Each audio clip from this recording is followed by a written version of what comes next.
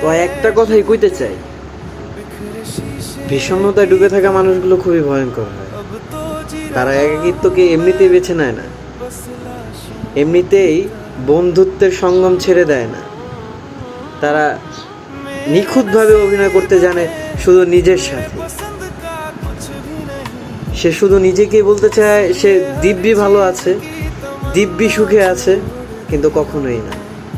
তবে আমি মৃত্যুর আগে হলো একটা চিরকুট লিখে যাবো, আর সেখানে লেখা থাকবে এই সমাজ আমাকে কখনোই বাঁচতে দেয়নি, কিংবা এই সমাজ কখনোই আমার ভালো চায়নি।